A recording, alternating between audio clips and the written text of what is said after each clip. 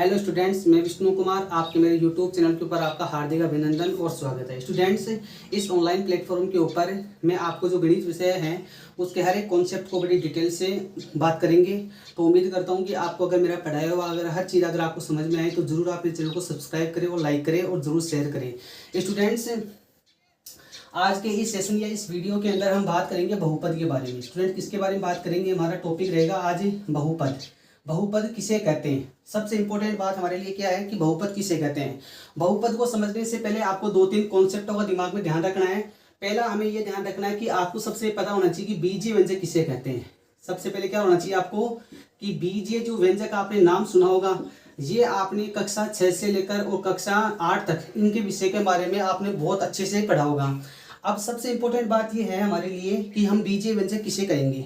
तो बीजीय व्यंजक के लिए आपको दो बातों का विशेष ध्यान रखना है। किस किस का?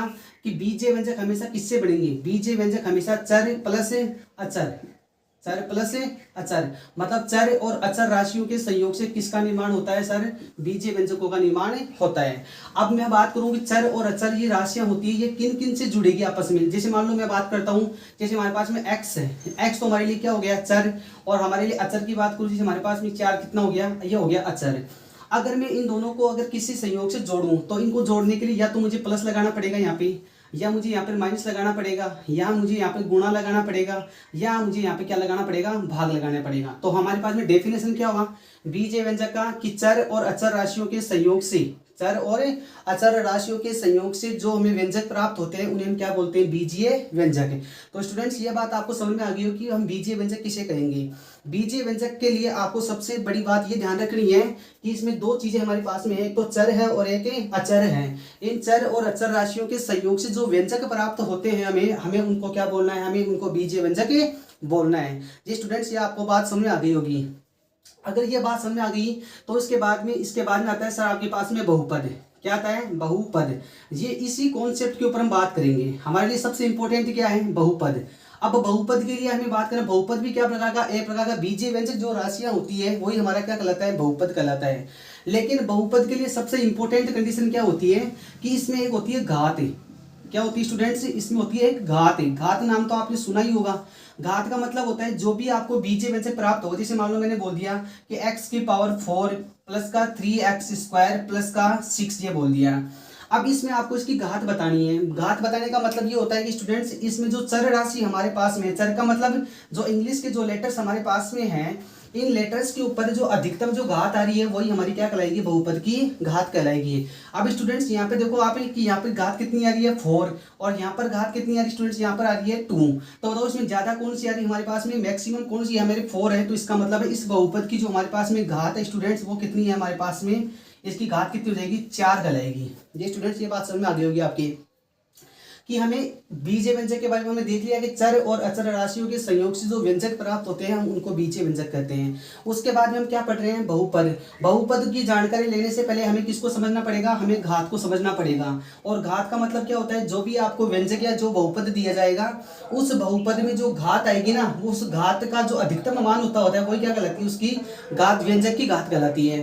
अब सर इसमें सबसे इंपॉर्टेंट बात यह है कि बहुपद में जो घात होती है, इस बहुपद की घात के लिए हमें ध्यान रखना पड़ेगा कि ये घात कैसी होनी चाहिए।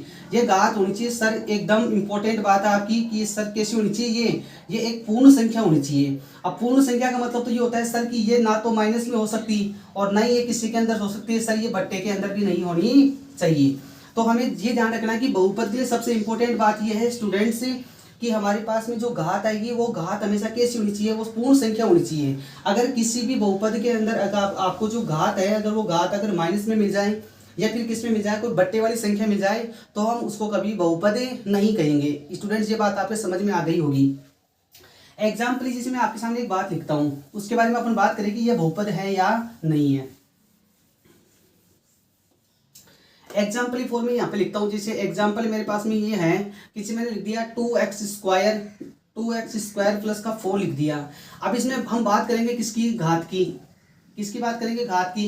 तो यहाँ पर स्टूडेंट्स यहाँ घात कितनी आ रही है? 2 आ रही है। इसका मतलब ये बहुपद है कि नहीं? तो सर इसका मतलब ये हो गया ये तो बहुपद है। बहुपद है स्टूडेंट्स, ये तो बहुपद है क्योंकि इसके अंदर जो घात आ रही है वो कैसी आ रही है? इसमें 2 आ रही है और 2 क्या होती है? एक प्रकार की पूर्ण संख्या होती है। कैसी होती है? पूर्ण संख्या होती है। आगे बात समझ में। इसके बाद में एक एग्जांपल की और बात करता हूँ। अगला एग्जांपल हमारे पास में जैसे मैंने लिख दिया 2x प्लस 1/x² प्लस कितना लिख दिया मैंने 3 लिख दिया। अब स्टूडेंट्स अगर इसमें हम बात करें इस एग्जांपल के अंदर, तो यहाँ तो लिखा हुआ है 2x, ये तो 2x लिखा हुआ है। अगर मैं इस x² का ऊपर लेके जाऊंगा तो ये क्या बन जाएगा, ये बन जाएगा x⁻⁻2 और प्लस ये कितना बन जाएगा, ये बन जाएगा +3। अब स्टूडेंट्स यहाँ देखेंगे इस बहुपद में जो घात हमें दिखाई दे रही है, इस घात में यहाँ पर तो घात कितनी है, यहाँ पर तो एक घात है और यहाँ पर घात कितनी आ रही है, -2 है। किसकी है, -2। लेकिन हमने शुरू में क्या पढ़ा था कि घात कभी भी माइनस की नहीं होनी चाहिए। अगर हमें बहुपद चाहिए तो बहुपद के लिए घात कैसी होनी चाहिए, पूर्ण संख्या होनी चाहिए, घात कभी माइनस की नहीं होनी चाहिए। लेकिन इस एग्जाम्पल्स के अंदर हमारे पास में जो घात है वो किसकी आ रही है स्टूडेंट्स, माइनस में आ रही है। इसका मतलब ये बहुपद नहीं है, ये बहुपद नहीं है, ये बहुपद नहीं है। इसके बाद में स्टूडेंट्स में अगला एग्जांपल और लेके चलता हूं आपके सामने। अगला मैंने लिख दिया 2√2x, या अपन यूं लेके चलते हैं स्टूडेंट्स, इसको मान लो अब लेकर चलते हैं √x + 4 लिख दिया मैंने। अब ये x जो है इसके ऊपर रूट लगा हुआ है, इसका मीनिंग क्या होता है, इसका मीनिंग होता है कि x की पावर कितनी, 1/2। रूट का मीनिंग कितना होता है, रूट का मीनिंग होता है 1/2। इसका मतलब ये कितना बन गया, x की पावर 1/2 प्लस ये कितना हो गया, ये 4 हो गया। अब स्टूडेंट्स यहाँ पर हम देखेंगे कि जो पावर है हमारा, वो पावर किस में आ रहा है, 1/2 में आ रहा है। इसका मतलब ये पावर कैसी है हमारे पास में, ये घात है। कैसी है हमारे पास में, घात है, और ये पूर्ण संख्या में नहीं है, ये पूर्ण संख्या में नहीं है, पूर्ण संख्या नहीं है। इसका मतलब ये बहुपद नहीं है, बहुपद नहीं है। स्टूडेंट्स इस कॉन्सेप्ट को हमने ये ध्यान में रखकर चला है कि हमने ये पता होना चाहिए कि बहुपद किसे कहेंगे और बहुपद किसे नहीं कहेंगे। तो बहुपद के लिए हमने ये 3 एग्जांपल लिए हैं, और सबसे इंपॉर्टेंट बात यह है कि बहुपद के लिए हमें घात का पता होना चाहिए। अगर किसी भी व्यंजक में या किसी बहुपद के अंदर अगर आपको दे रखा है, या कोई व्यंजक अगर आपको दे रखा है, तो आपको सबसे पहले उसका घात चेक करना है। अगर आपके पास में उसकी घात जो है अगर वो प्लस की आ रही है, किसमें आ रही स्टूडेंट्स, प्लस में आ रही है, तो आप उसको बहुपद कह सकते हैं। लेकिन सबसे इंपॉर्टेंट बात यह है कि अगर आपके पास में घात अगर माइनस में आ जाए, या घात आपके पास में कोई बट्टे में कोई संख्या आ जाए, अंश बटा हर का कोई रूप आ जाए, तो उसको हम कभी बहुपद नहीं कहेंगे। तो इससे आपको समझ में आ गया स्टूडेंट्स की बहुपद हम किसे कहेंगे। ये हमारा कॉन्सेप्ट था। सबसे पहले हमने क्या पढ़ा, हमने पढ़ा बीजीय व्यंजक। बीजीय व्यंजक का मतलब क्या होता है, चर और अचर राशियों के संयोग से जो हमें व्यंजक प्राप्त होते हैं उन्हें हम बीजीय व्यंजक कहते हैं।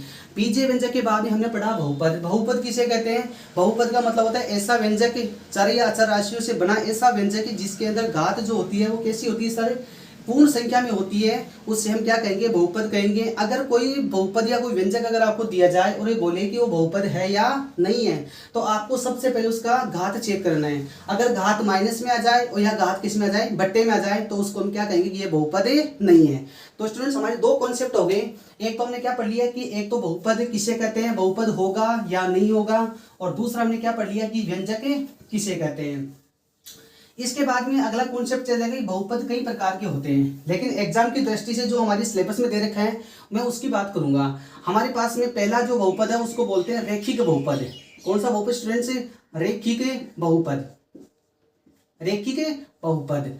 अब स्टूडेंट्स रेखिक का मतलब भी आपको बताता हूं मैं भी, लेकिन इसके लिए आपको समझना है 2 बातें। देखो पहले इसका व्यापक रूप ध्यान रखना है आपको। क्या ध्यान रखना है, व्यापक रूप, व्यापक रूप। और इसका व्यापक रूप क्या होता है, इसका व्यापक रूप होता है ax प्लस का b होता है, ax प्लस b।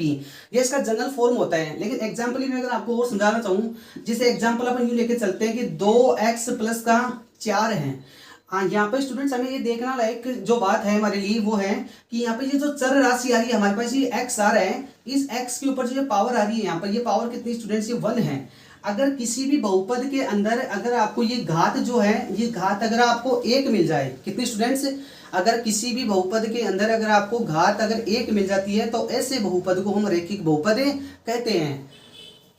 इसके बाद में एक लाइन लिखता हूं मैं, इसमें चर की अधिकतम घात कितनी होती है, चर की अधिकतम घात,